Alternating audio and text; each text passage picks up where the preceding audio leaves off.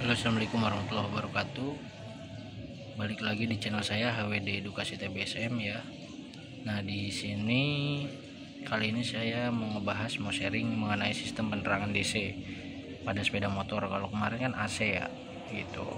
Nah, langsung aja ya, gitu. Jadi rangkaiannya seperti ini kalau sistem penerangan DC ya. Nah, ini saya ambil sampel, contohnya di motor Yamaha. Ya, sebenarnya di semua motor sama aja gitu ya. Cuma paling beda-beda dikit kayak warna kabel gitu ya. Oke, langsung aja. Jadi komponen-komponennya itu apa aja sih ya? Yang pertama itu komponennya, sebentar, yang pertama ada baterai atau aki ya, yang kedua ada kunci kontak,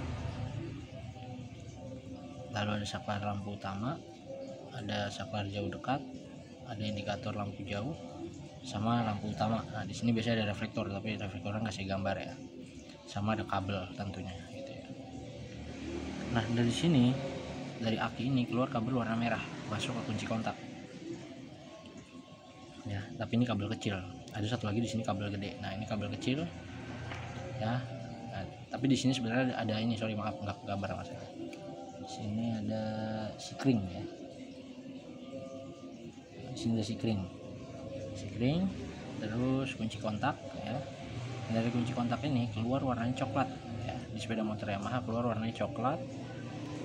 Nah, sebenarnya dari sini nih, karena kalau dari sini kan tuh dari aki itu berarti dia tegangannya atau arusnya DC gitu ya. Nah, jadi dibaginya tuh bukan dari yang merah, setelah dari kunci kontak, bukan dari sebelum kunci kontak. Setelah kunci kontak dibagi nih. Nah, karena kita nggak bahasnya lampu, nah saya jadi fokusnya yang ke kabel ini, anggap nih kabel ya, garis lurus ini kabel warna coklat.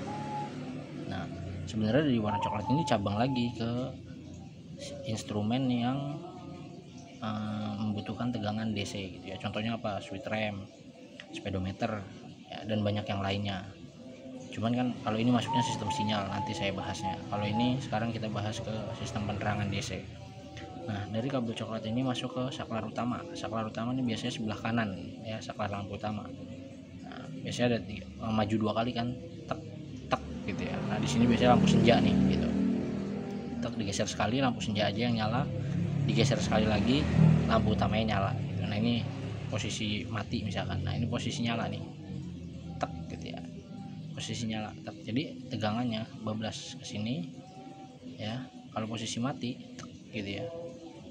Nah, ini nggak nyambung, otomatis lampunya mati. Nah, kalau seperti ini dilangsungin tek gitu, kita aktifin saklarnya tek ke depan gitu ya, otomatis tegangannya bisa lewat lalu keluar ya. Di sini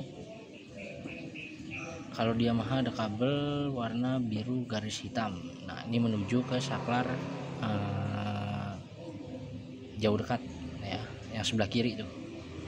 Nah, gitu. Terus dari saklar jauh dekat ini nanti keluar lagi dua kabel, yang satu untuk lampu jauh H ya, high, yang satu untuk lampu dekat L, low gitu ya, untuk menuju lampu utama gitu. Nah, di sini ada ground nih sebenarnya, ini ada ground gitu. Lupa digambar. Nah, di sini apa, indikator lampu jauh. Nah, indikator lampu jauh ini yang di speedometer, kalau kita nyalain lampu jauh tuh di speedometer kan ada langsung muncul gambar kayak lampu kayak gini ya. Nah itu kan indikator lampu jauh di speedometer, biasanya warnanya biru di speedometer. Nah, itu untuk namanya indikator untuk menandakan bahwa lampu yang sedang hidup di sini lampu jauh gitu. Kalau dia lampu dekat nggak ada indikatornya gitu ya. Nah, jadi kalau misalkan teman-teman nih ada yang lampunya putus ya, saya ini nih. Nah, ini di dalamnya ini filamen ya, filamen ini biasanya putus gitu. Biasanya di sini juga kebakar jadi warna-warna hitam nih di bohlamnya.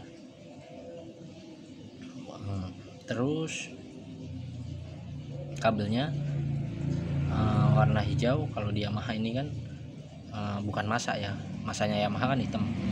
Kalau di Honda ya masanya warna hijau, cuma kalau di Yamaha masanya warna hitam. Nah, jadi ini kabel plus ya untuk lampu dekat L, low. Kalau ini yellow ya, yellow untuk lampu jauh high ya gitu. Nah jadi kalau misalkan troubleshooting atau wah lampunya nggak putus nih gitu ya, tapi kok nggak nyala gitu, mati lampunya, ya bisa jadi kabel groundnya yang putus atau copot dari sininya ya. Soalnya kalau misalkan yang beli apa ya, bahasa kita pitingannya ya, pitingan lampunya itu, karena kan dia groundnya ini di pitingan ya, ini anggapnya pitingannya di sini. Kalau pitingan lampunya imitasi biasanya itu gampang copot nih yang ground ini, karena kan ini panas. Nah ini si solderan kabel groundnya ini gampang copot gitu. Nah ini bisa jadi mati gitu ya lampunya. Tapi aman nih di sini, lihat kabel di sininya ada yang putus nggak gitu ya. Biasa pakai multitester bisa ya, pakai avometer bisa gitu ya, di apa menggunakan ohm ya, skalanya ke ohm buat nyari dia kabelnya putus atau enggak. Oh aman kabelnya, nah saklarnya nih gitu. Gimana cara taunya? Ya copot aja saklarnya gitu, atau ini posisi udah on, nah otomatis kan di sini bisa ngalir nih tegangannya, tapi di sini belum. Nah yang dari sini suntikin aja ke sini, set, nyala nggak? Oh nyala, ya udah berarti saklarnya bermasalah gitu. Tahu dari sini ke sini nyala nggak? Nyala, ya udah saklarnya bermasalah. Tapi kalau dari sini ke sini tetap nggak nyala ya gitu, sekarang kabel ini yang dicek putus atau enggak, berarti saklarnya nggak bermasalah. Karena kenapa? Ini di jumper ke sini, di jumper ke sini tetap nggak nyala, berarti kan di sini nggak ada masalah gitu. Sekarang kabel ininya nih putus atau enggak gitu, kabelnya juga nggak ada yang putus. Nah sekarang ke saklar ini gitu. Sama kayak tadi, ini jumperin aja kabel ke sini, dari sini langsung bikin kabel jumper ke sini, atau pakai multi tester ya, tapi untuk kabel sih multi tester. Kalau ini untuk kabel jumper juga bisa. Nyala nggak lampunya? Di jumper dari sini langsung ke sini, oh nyala, ya udah berarti ini ya bermasalah. Oh nggak nyala juga, ya berarti ini nggak bermasalah gitu, baru ke belakang gitu. Tapi kalau udah sampai sini biasanya yang mati nggak hanya lampu, semuanya. Kalau di kabel ini putus, semuanya instrumen-instrumen kelistrikan yang DC itu mati. Kenapa? Karena di sini kan ngebagi juga ke semuanya yang instrumennya butuh tegangan DC. Tapi kalau misalkan di sininya aman ya, yang lain juga aman, lampu pun bakal aman gitu. Jadi intinya yang harus dicek itu yang kabel-kabelnya mengarah ke pada sistem penerangan, nggak usah ke yang lain-lain gitu ya, karena yang rusak adalah di sistem penerangan gitu. Jadi hanya kabel-kabel ini aja gitu. Nah kalau untuk Honda gimana, untuk yang lainnya gimana? Ya sama aja jalurnya sebenarnya, cuman beda warna kabel gitu. Tinggal dicari aja warna kabelnya atau jalur kabelnya itu ya.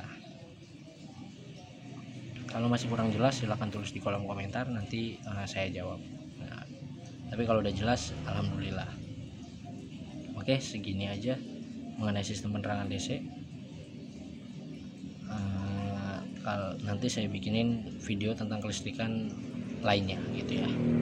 Makasih. Assalamualaikum warahmatullahi wabarakatuh.